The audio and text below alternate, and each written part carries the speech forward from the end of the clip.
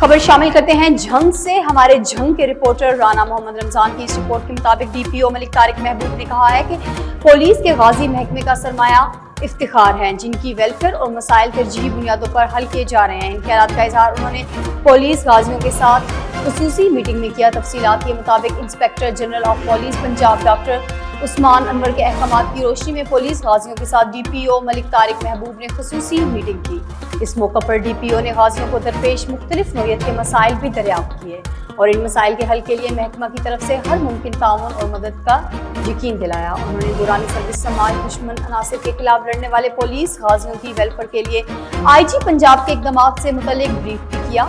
DPO Malik Tariq महबूब ने मजीद कहा कि पुलिस गाजियों के लिए मेरे दफ्तर के दरवाजे हमेशा खुले हैं। आप लोगों को कोई भी मसला दरपेश हो, आप मुझे बता सकते हैं।